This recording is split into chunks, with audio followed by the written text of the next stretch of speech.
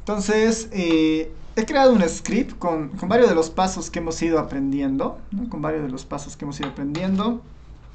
Están obviamente para borrar la memoria, como paso inicial siempre de una sesión.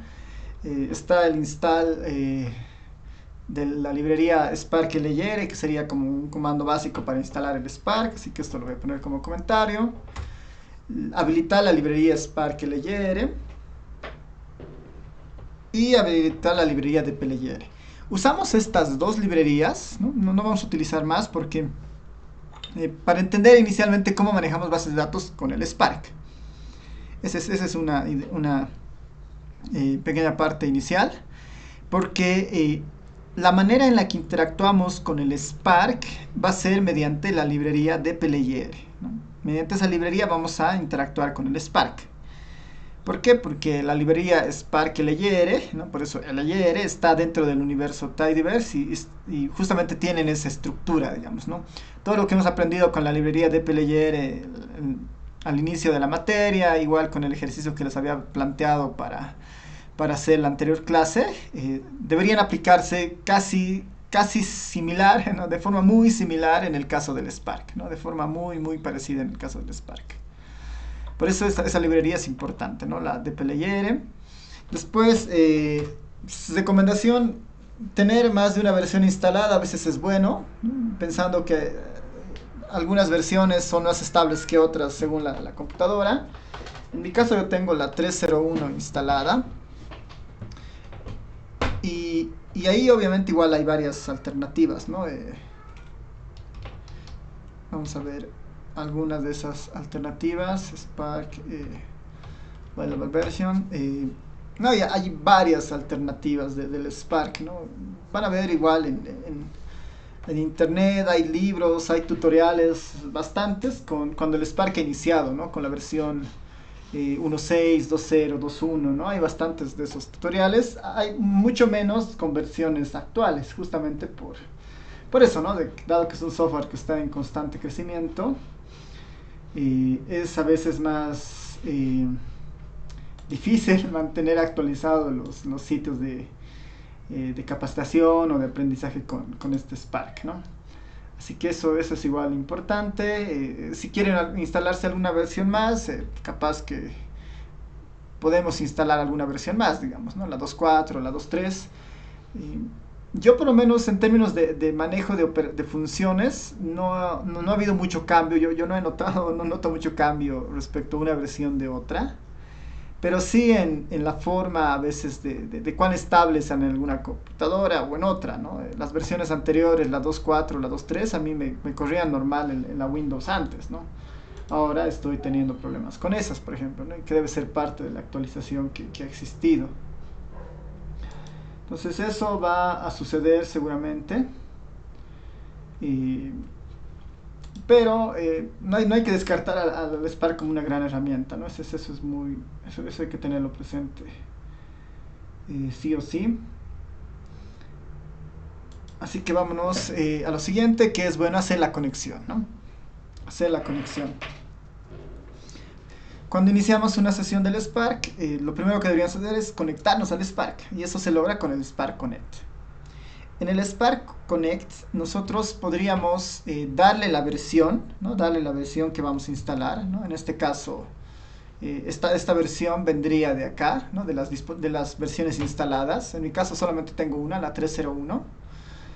Y si yo no doy la versión, ¿no? Si yo no doy la versión, va a tomar por defecto la última, ¿no? La última versión. Entonces ahí hay dos opciones para iniciar la conexión, sin identificar la versión o identificando la versión, poniendo la que ustedes deseen, ¿no? Ambas deberían funcionar sin problema, ¿no? Tanto la primera como la segunda, y en la segunda uno tiene la oportunidad de variar las versiones. Poner siempre la versión que aparece en la versión instalada, ¿no? Si bien es cierto, yo me he instalado la 3.0, formalmente la versión que se ha instalado es la 3.0.1. Entonces tengo que poner exactamente esta, ¿no? La 3.0.1, la 3.0.1. O si no, directamente sí la versión y va a iniciar la conexión de la última, ¿no? Estas dos son opciones válidas. Más adelante vamos a ver que existen más argumentos que yo puedo poner acá en el Spark Connect para hacer para hacer posible la conexión con el Spark, ¿no? Más adelante vamos a ver eso justamente para algunos casos.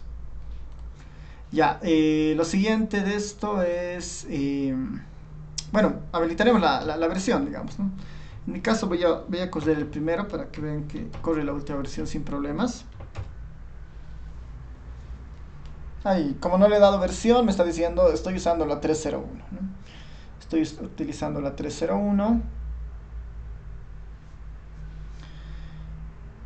y se acaba de establecer conexión, ¿no? Y mientras no le salga ningún error hasta esta parte, la conexión se ha realizado con éxito hacia el Spark.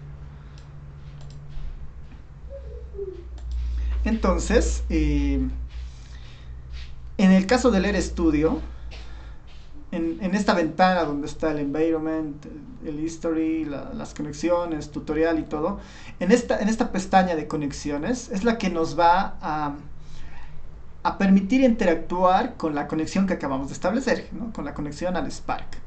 El Spark, hacer un framework, está funcionando en el equipo en este momento, está funcionando en el equipo, y el RStudio es una interfaz para conectarnos con el Spark, ¿no? Y esta conexión nos sirve para, de alguna manera, ver cómo está la conexión, ¿no? Acá, si notan, nos dice que no hay tablas. Y aquí está la conexión, ¿no? Es una conexión local con el Spark y, bueno, alguna otra información adicional, que por el momento no es tan relevante. También existe la opción de ver el dashboard que genera el Spark, ¿no? Con el Spark Web, que es más que todo un centro de mandos para ver la actividad que está desarrollando el Spark en el equipo, ¿no? Pensando que el Spark está funcionando ahora, ¿no? Así que esto del Spark WC, igual ahí lo dejo para que veamos el tablero. Ya lo hemos visto en anteriores clases, que no es tan necesario. El siguiente paso en el Spark es cargar información, ¿no? O importar información al Spark, ¿no? Importar información al Spark. Ese es el siguiente paso. Y ahí hay al menos tres formas para hacer esto, ¿no? Hay tres formas para importar información al Spark. El primero y el más sencillo es mediante el comando copy-to, ¿no? Mediante el comando copy-to. Este comando copy-to lo que hace es lleva objetos R, ¿no? Lleva objetos R a Spark. Eso es lo que hace el comando copy-to. Lleva objetos R a Spark.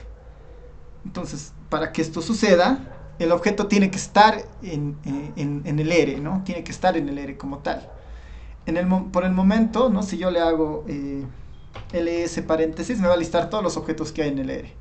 Por el momento, el único objeto que tengo en el R es el objeto sc, ¿no? Que es el del Spark Connection, ¿no? De la conexión que he hecho aquí adelante, ¿no? Es el único objeto que tengo ahorita en mi R. Entonces, si yo quiero llevar objetos del R al Spark, los tengo que cargar primero al R. Por eso acá tengo dos bases de datos, ¿no? Una de las encuestas, bueno, del cómputo nacional del 2019 y otra, la encuesta hogares del 2019 también. Están las dos bases de datos ahí. Las voy a cargar como siempre cargamos esa información. Aquí están, ¿no? Son data frames los tres, cómputo, personas, vivienda, ¿no? Son data frames los tres. En este punto, estos objetos están ocupando memoria en la RAM desde el R, ¿no? Están ocupando memoria en la RAM del R, ¿no? Uno puede ver fácilmente, ¿no? El tamaño, digamos, el tamaño de estos objetos. Perdón. Uno puede ver justamente un momentito, tenía problemas con el mouse.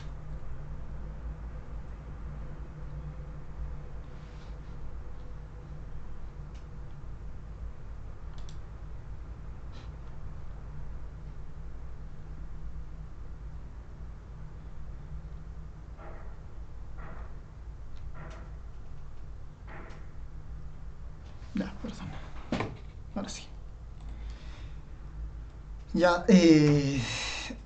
por ejemplo, estos tres objetos, la de persona, vivienda y cómputo, podemos nosotros ver con la función object size, ¿no? La de cómputo, por ejemplo, debe ser relativamente liviana. En megas esta función son 17 megas, ¿no? 17 megas. Podemos ver los otros objetos cuánto están pesando. Vamos a ver la EH19B,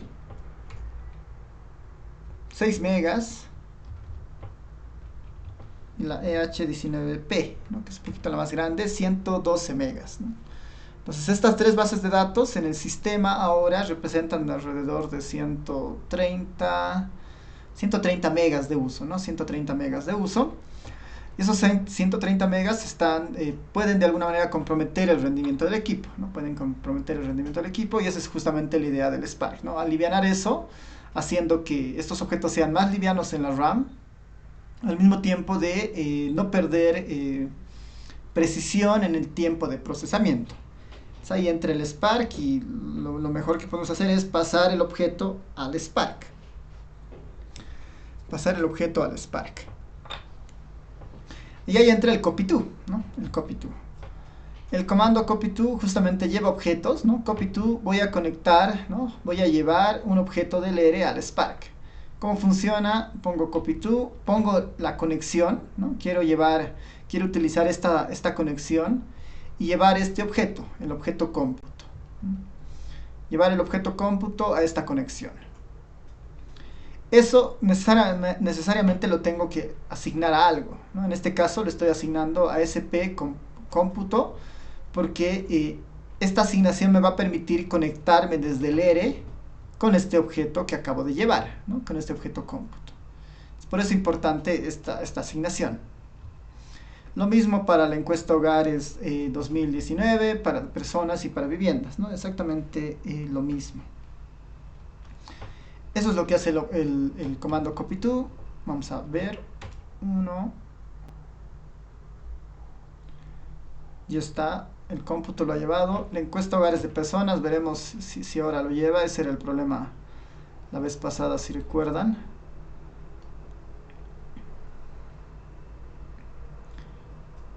Veremos si ahora me deja. Aquí noten que está el objeto SP cómputo listo y en conexiones ya ha aparecido una tabla, ¿no? Que en este caso es la tabla cómputo, ¿no? Ya ha aparecido la tabla que en este caso es cómputo.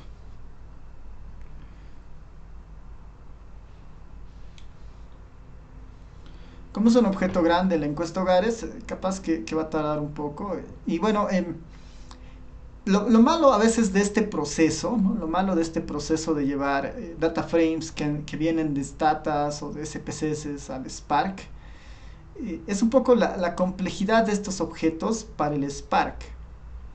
La complejidad en un sentido de que estos data frames que vienen desde el Stata o desde el SPSS tienen texto, tienen factores, ¿no? Tienen una serie de configuraciones muy distintas a lo que el Spark espera. Normalmente el Spark espera en el mejor de los casos archivos planos, ¿no? Archivos tipo CSV, ¿no? Eso es lo que espera en el mejor de los casos.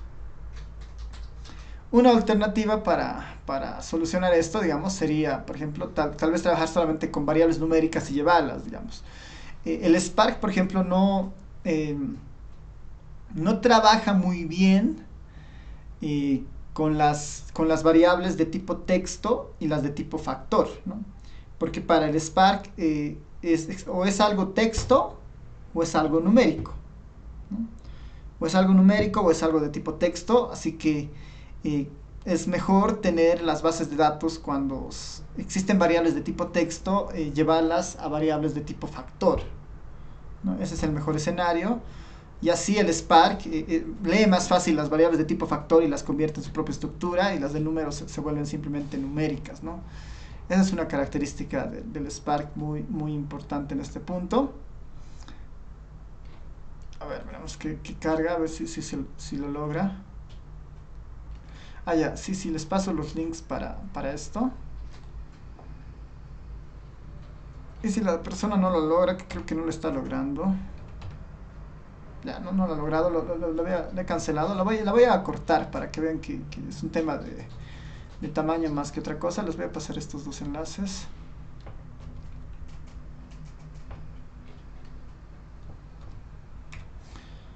Ahí están los enlaces.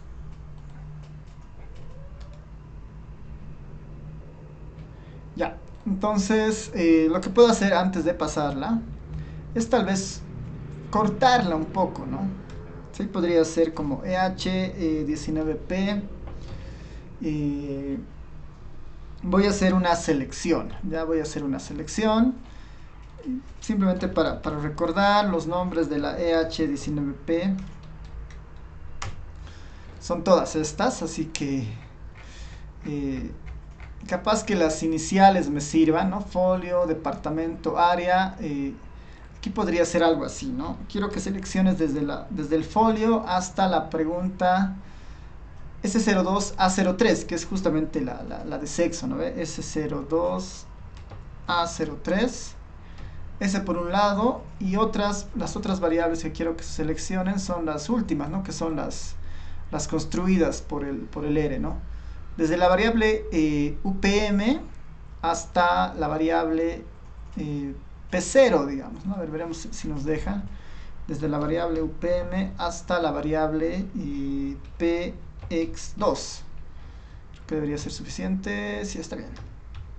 Entonces esto lo voy a guardar en la EH19P, ¿no? Y a veces es mejor hacer esto, ¿no? Antes de pasar al Spark, trabajar con la base de datos que efectivamente tiene las variables que vamos a utilizar, ¿no? La he cortado, le he sacado harta información. Ahora tiene 49 variables de las más de 200 o 300 que tenía. La puedo volver a intentar pasar al Spark, ¿no? Veremos si la puedo volver a pasar al Spark. Dado que es un poquito más pequeña. Bueno, no más pequeña, pero sí tiene más... tiene menos variables y que han sido escogidas que las conocemos, digamos, no las conocemos y capaz que tengan una estructura que se deba tratar previamente, ¿no? Ya han visto, ya la ha cargado sin problemas, ¿no? Ya la han cargado sin problemas la encuesta hogares 19. Ya, lo otro está vinculado, bueno, a la de vivienda, ¿no? La de vivienda que nos faltaría. Esta la va a leer mucho más rápido. Y está, ¿no? Ya tengo los tres objetos en la memoria. Está el SPH19, H de personas, viviendas y el cómputo. Y en la conexión también tengo las tres tablas, ¿no? La de personas, cómputo. Esto de borrar no lo voy a hacer para que podamos ver simultáneamente cómo se está haciendo todo. Así que esto es opcional, digamos. Podría eliminar los objetos dado que voy a hacer todo en el Spark ahora. Pero las mantendremos para tener un poco la idea de los dos casos, ¿no? La idea de los dos casos. A ver, esto me lo voy a saltar aquí abajo para más adelante.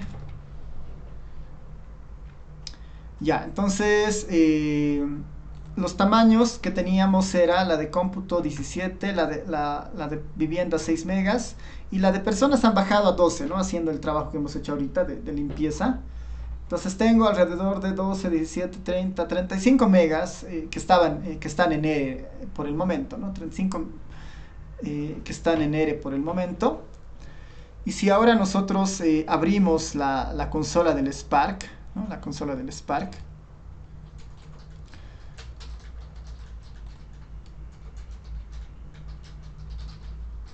Ya, por el momento...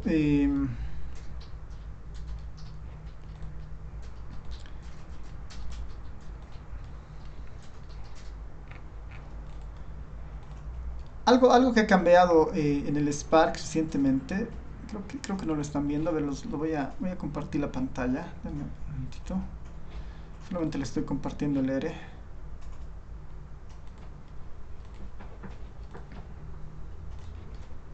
Ya, ahora sí, ¿no? Algo, por ejemplo, que el Spark hace, es justamente este tablero, ¿no? Si se van acá al Spark, les va a salir esta consola donde es un cuadro de mando, ¿no? Es un cuadro de mando del Spark, donde a partir de las subidas que hemos ido haciendo nosotros, han empezado a trabajar, digamos, el Spark internamente. está el Spark, y acá tenemos la memoria, ¿no? Antes, en las versiones antiguas del Spark, en esta parte del almacenaje, se guardaba los objetos que cargábamos al Spark, ¿no?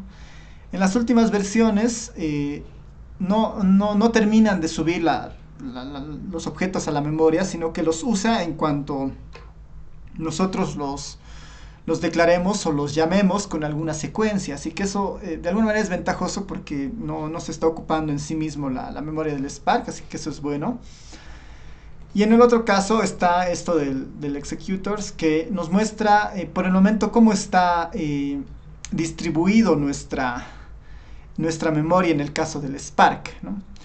Para que el Spark funcione por defecto al momento de hacer la conexión, en mi caso me han dado 912 megas para trabajar, ¿no? Entonces ese es el volumen de trabajo que la computadora o que el Spark está reservando de la computadora para hacer estrictamente procesos vinculados a la información, ¿no? Eso es lo que va a utilizar el Spark efectivamente, ¿no? Y adicionalmente está esta pestaña del SQL, donde formalmente es una secuencia de instrucciones o los queries, digamos, que el RStudio ha mandado hacia el Spark. Entonces, como el Spark no entiende al RStudio, sino el Spark entiende SQL, lo que hace el Spark lo que hace el Spark Layer en el fondo es, se escribe un código en R, se lo transforma a código SQL y ese SQL se le solicita al Spark, ¿no? Y esas sentencias, esas declaraciones justamente están acá, ¿no? Todas las consultas que se han hecho en lenguaje SQL desde el RStudio, ¿no? Desde que hemos iniciado la sesión. En mi caso, hasta el momento se han hecho 34 solicitudes, ¿no? Uno podría ver más detalles y mirar, digamos, qué es lo que está sucediendo, ¿no? Entonces acá dice, ¿no? El Spark Layer ha llamado esta función y todo el registro, ¿no? ¿Cuánto tiempo ha durado en ejecutarse esa función también? Aquí está, ¿no? ¿Cuánto tiempo ha tardado en esos casos? Entonces, para eso nos sirve esta consola, para hacer un poco el seguimiento y asignar memoria también para el trabajo que nosotros vayamos a realizar. Entonces el copy-to funciona de esa manera, ¿no? El copy-to funciona de esa manera, ¿no? Podría llevar cualquier objeto del R hacia el Spark, ¿no? Para que esté ahí subido. Una forma, digamos, más o menos interesante de hacer esto podría ser, voy a hacer una matriz relativamente grande. Una matriz con puros valores aleatorios, digamos con 10 millones de datos aleatorios. Bueno, aquí es 1 millón, 10 millones, 100 millones, ya con 100 millones, ya 8, y nuestra matriz va a tener... voy a imaginarme una matriz de... A ver si me da...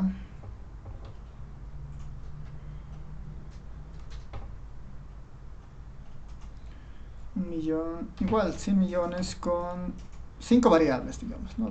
Veremos qué nos sale de este objeto. Y este lo voy a volver un data frame. Y este lo voy a almacenar en una base que se va a llamar BD. Perdón, matrix.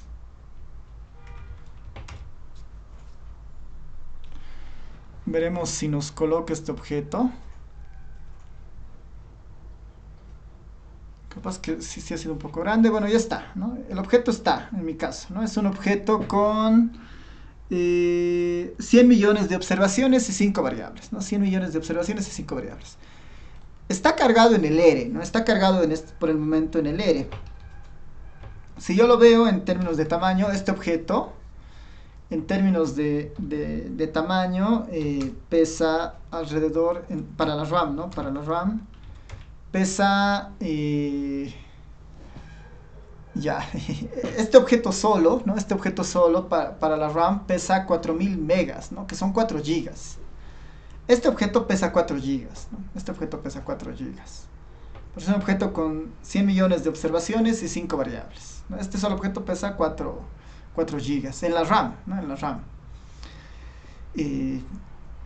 Por el momento se está utilizando en la RAM del ERE, ¿no? Se está utilizando en la RAM del ERE, o de la computadora. Para volverlo más eficiente, ¿qué hago? Pues podría hacer un copy-to de este objeto,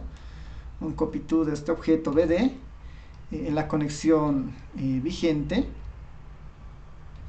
y le voy a llamar a este objeto SPBD, ¿no? Del objeto Spark BD, y lo voy a copiar al Spark, ¿no? Lo voy a copiar al Spark. Veremos qué es lo que sucede, ¿no? Veremos si es que va a soportar, ¿no? Pongan que es un objeto de 4 GB que le estoy pasando al Spark.